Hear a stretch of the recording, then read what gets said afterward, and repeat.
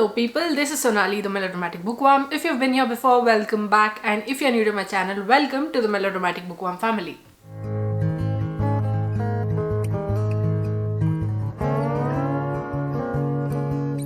I'm here today with episode 21 of Coffee Talk with the Melodramatic Bookworm.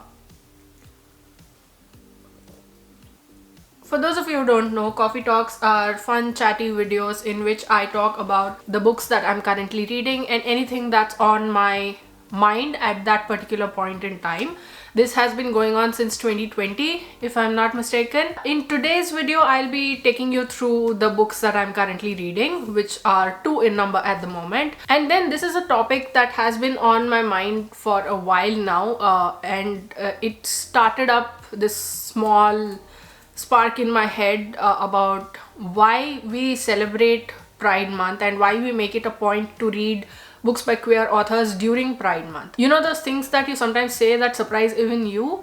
And I sat back thinking, oh yeah, that is true. I'll tell you all about it in the second section. So for now, without any further ado, let's dive right into this coffee talk video, and let me share with you first the books that I'm currently reading, and second, the topic that I was just talking about.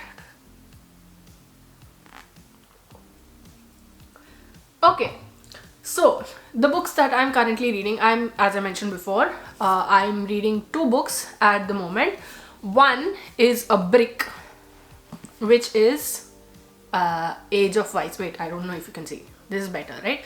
Age of Vice by Deepti Kapoor. I'm about 90 pages in and it is well written so far. This is the story of a boy who was sold from his home and he ends up doing menial tasks and everything, and he ends up in a place being accused of a crime he did not commit. I'm also listening to the audiobook which I got from Libro FM as an ALC when the book released, but I never got around to reading it back then. But I have some issues with the audiobook. The pronunciation of certain Hindi words. The word is called khatir and he says katir, and it's just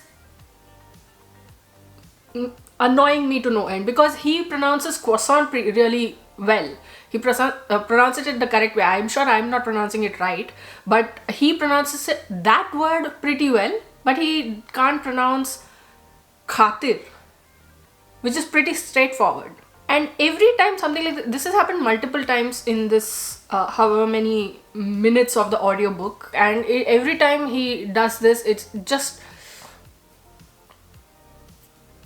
reminds me of, what was that book again? Alka Joshi's book, The Henna Artist, in which the author was trying to mold the Hindi words for the liking of the Western audiences.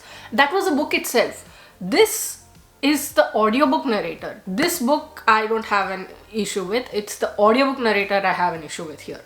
And it's just making me so annoyed, and I'm having second thoughts about whether I should listen to the audiobook or not. But to be fair, all the other parts are pretty good.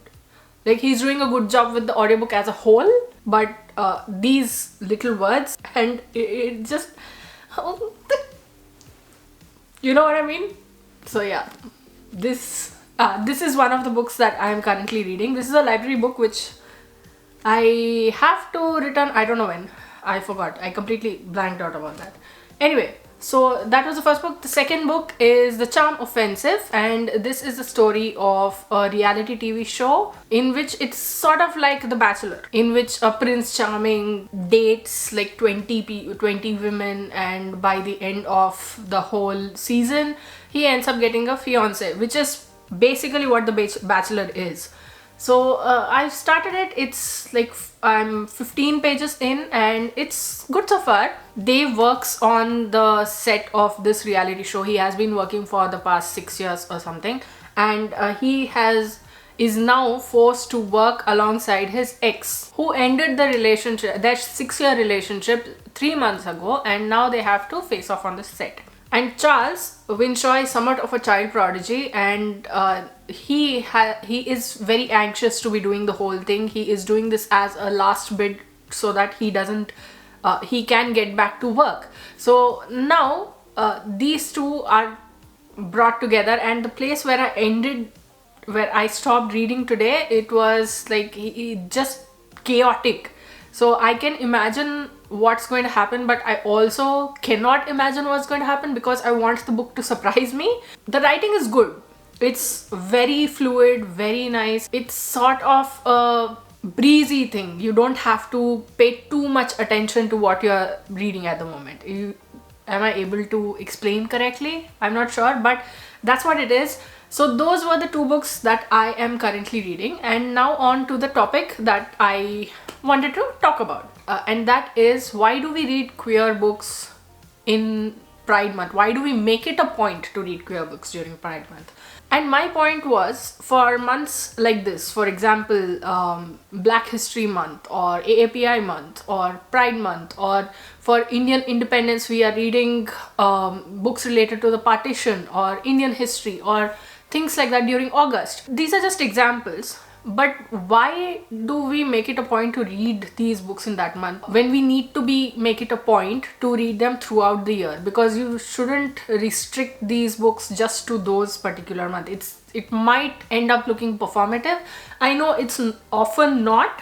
It's an effort in the positive way, but I, not being on the LGBTQIA plus spectrum, I can't make that decision about whether it looks performative or not. My point is, if you are a beginner, if you want to make an effort, you can do it at any time of the year. That's just like reading any books throughout the year, not particularly just limiting it to that particular month. If you are like, okay, where do I start? Now I want to support queer authors, I want to be an ally, I want to show that I'm in full support. Where do I start? Then maybe you can start by reading queer books during Pride Month. I mean, you don't have to wait months for that, but I'm saying that these are a start. You can start and then expand it so that it encapsulates your entire reading, so that your entire reading becomes as diverse as possible. These months are also commemorations, but they also give you a chance to be better. And the people who are being represented, it's not their responsibility to make sure that you are educated about it. That effort has to come from you as well.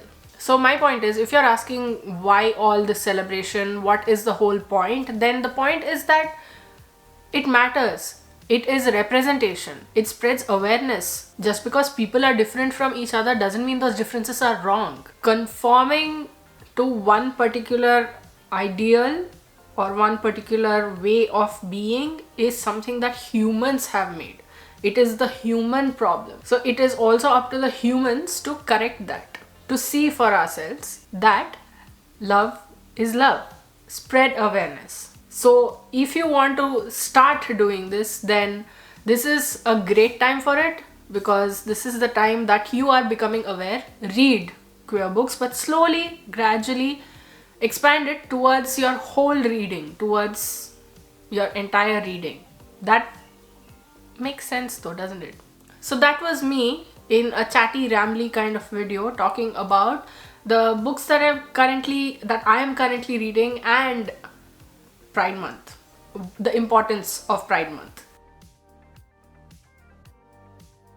So what did you think of this video? Did you like it? Did you not like it? What are your thoughts on this whole Pride Month, monthly celebrations kind of thing?